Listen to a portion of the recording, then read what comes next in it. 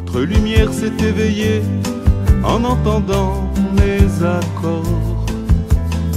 Frères et sœurs, tenez encore, le soleil ne va pas tarder. Mais une fois que Rabbi Nachman il est venu et qu'il a amené des enseignements qui annulent la connaissance au profit de la connexion, donc il a commencé la réparation du monde. Et justement, donc il est venu avec le Moachnoun, c'est-à-dire le cerveau de la 50e porte, c'est-à-dire le cerveau de la connexion, la Wi-Fi entre ce monde et Hachem.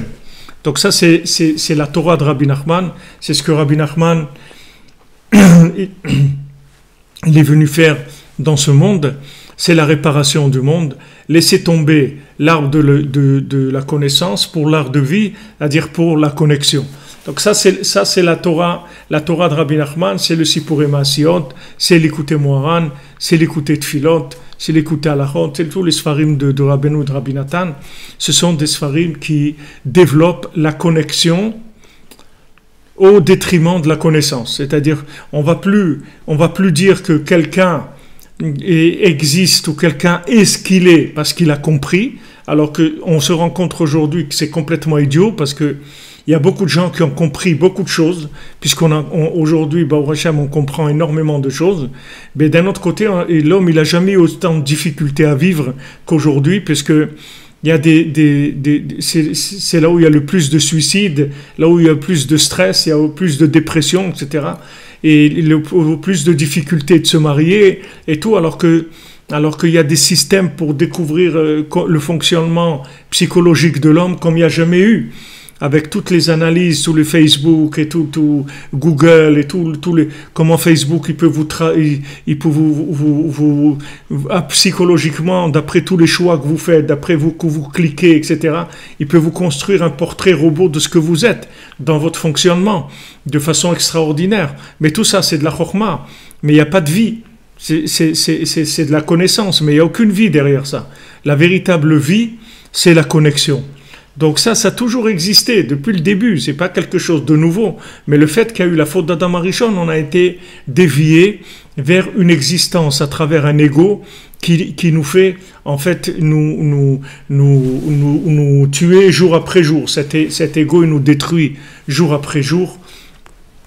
Et même si vous voulez au niveau mondial,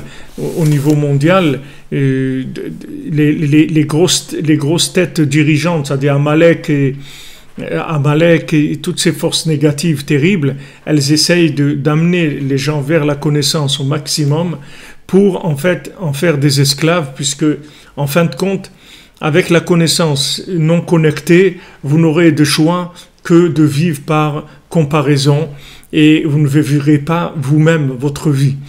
Alors, Rabbi Nachman, qu'est-ce qu'il amène comme réparation? C'est la connexion, c'est-à-dire qu'il vous dit non, tu saches que tu es un être connectable et si tu te connectes, tu vas vraiment vivre.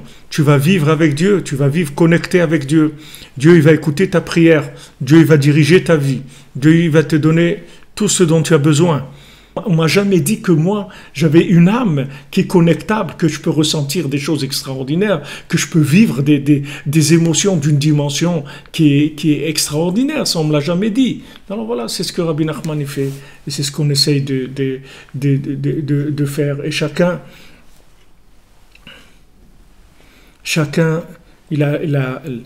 qui a trouvé un petit peu de rapport avec son âme, il a le devoir d'aider l'humanité à se connecter par la Hitbodedut, comme Rabbi Nachman dit. Tout le monde va faire Hitbodedut, tout le monde va être Breslev.